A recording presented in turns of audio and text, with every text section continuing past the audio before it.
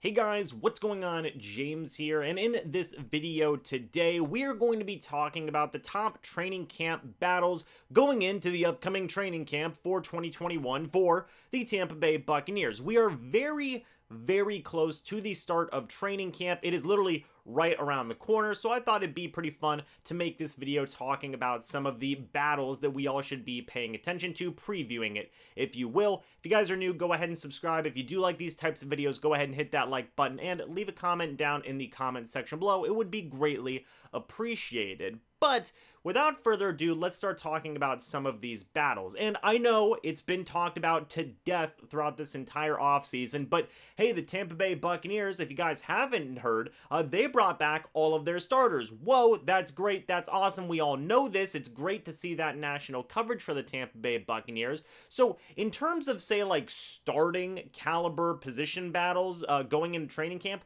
there's not a lot there, but I did want to highlight some more key backup special teams type of battles that are definitely worth paying attention to. But for this first battle, it actually is for a starting caliber position, the starting running back position specifically. And we have three combatants, technically four if you do want to count the last guy, but we have Ronald Jones, Leonard Fournette, and Giovani Bernard all battling it out for starting running back snaps. And I guess you could even throw Keshawn Vaughn in there as well, given Bruce Arians' comments earlier in the offseason saying that he was going to have a breakout year. So again, we've talked about this topic throughout the entire offseason. I've talked about it with John Ledyard from the Pewter Report. I've talked about it with Billy from O and the C here on YouTube. What's going to happen, right? Who is going to be the top dog in this running back room? And it's definitely a very intriguing, confusing battle that has a lot of different threads to it, right? Ronald Jones, he did great in the regular season,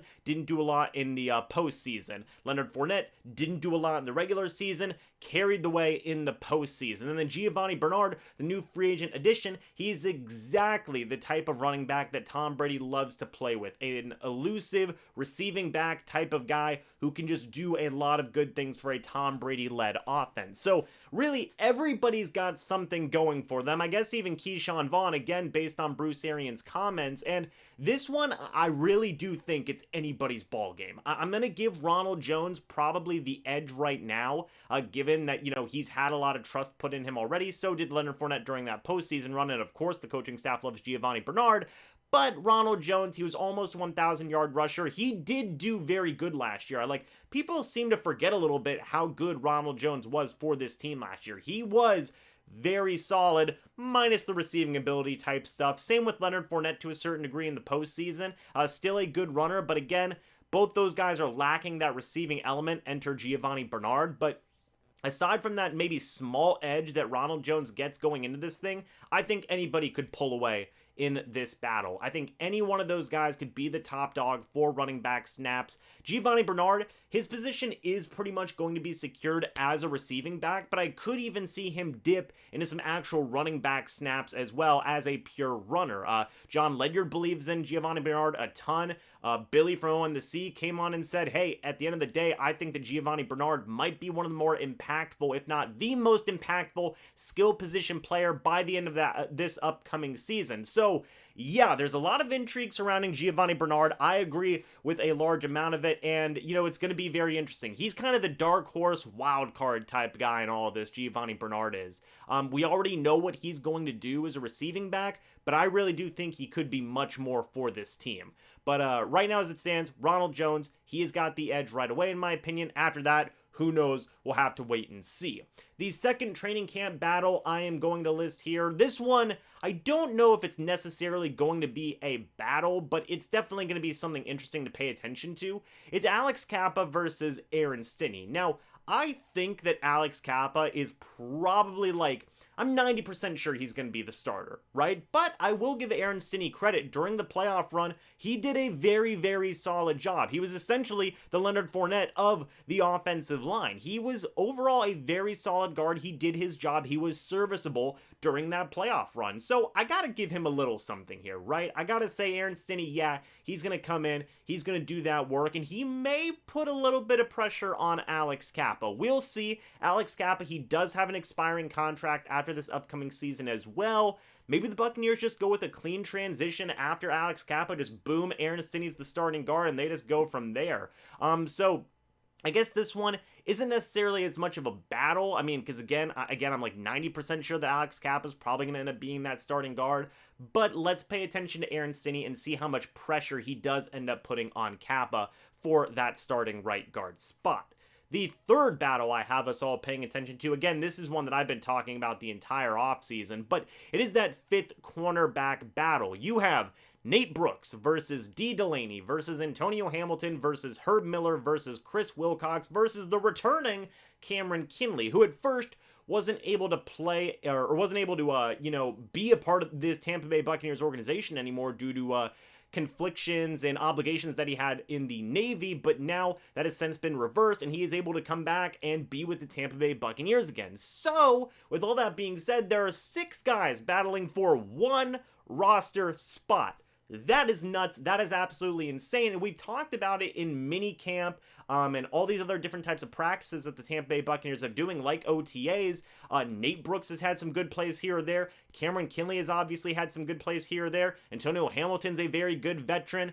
Chris Wilcox, Herb Miller, and D Delaney, we haven't heard a ton about them yet, but they've all got a little bit of something going for them. D Delaney's a veteran. Herb Miller was with the team last year, and Chris Wilcox is a 7th round draft pick, literally just a couple of months ago. So all of these guys, all 6 of them, have some type of just nugget of momentum in their favor. And again, much like the running back battle, I think it's anybody's game, right? I think anybody could break away from the pack. I'm not giving this nod to anybody right now because I think that all 6 of these guys are talented enough to have that job, both as a cornerback and as a special teams player as well. And this is the most loaded battle we'll be seeing throughout this entire off season. And I do want to say as well, the Tampa Bay Buccaneers have changed, or not Tampa Bay Buccaneers, the NFL has changed some of their cut rules. Last year it was just all in one big go, but now they're doing it in waves again this year. So this one may whittle down as the weeks progress going in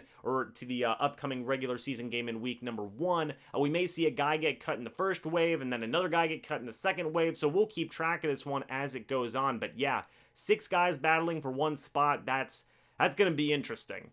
The fourth battle that we should all be paying attention to is going to be KJ Britt versus Grant Stewart versus Joe Jones. And I'll be honest, I'm biased to KJ Britt and Grant Stewart. Grant Stewart, we obviously had him on the channel for an interview. That was absolutely delightful. Go check that out. And KJ Britt even made a small cameo on the channel as well. But don't knock out Joe Jones. He is a very solid veteran, a very solid special teamer for multiple years with the Denver Broncos. Right now, you think about the Tampa Bay Buccaneers linebacker position, you have Levante David, you have Devin White, and you have Kevin Minter pretty much as that third linebacker in that spot. So maybe these guys are battling for one linebacker spot if they want to keep 4 guys. Maybe they're battling for 2 spots if the Tampa Bay Buccaneers want to keep 5 middle linebackers. So we'll see. All biased aside, really, Grant Stewart's been making plays basically every single practice he's been a part of. KJ Britt seems to be coming in as a strong leader as well. We haven't heard a ton of Joe Jones. He's made a play here or there, but I think that, in terms of momentum and the hierarchy of that momentum, I think Grant Stewart's got the most going for him right now, then KJ Britt, then probably Joe Jones. But again, all 3 of these guys are very, very solid middle linebackers. We'll see how it shakes out.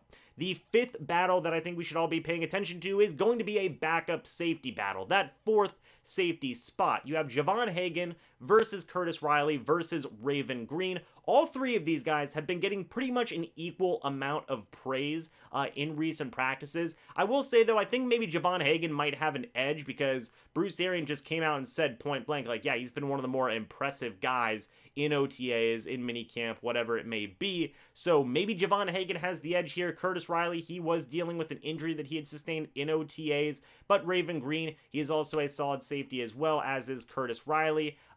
Both those guys, I believe, were on tryout contracts or at least Curtis Riley was. So they've been working their way into this rotation as well. And yeah, it's going to be interesting. They're trying to replace Andrew Adams, who went off to the Philadelphia Eagles. Mike Edwards is that third safety. Antoine Winfield Jr., Jordan Whitehead are your starting safeties. And again, all three of these guys, it's pretty even right now. Let's see who breaks away. But finally, guys, the last spot that we should all be paying attention to, or the last battle, if you will. This is kind of a bonus one. It's backup offensive linemen and backup defensive linemen just all battling for spots. There are plenty of battles going on for, say, backup left and right tackle, backup left guard, backup center, not so much because Robert Hainsey's there, backup defensive end spots, backup defensive tackle spots, like you name it. There's going to be a lot of strong backup lineman position battles going on that will include special teams play as well. So all the guys that are going to be included in those, pay attention to those big hosses going up against each other because it's going to be a lot of fun.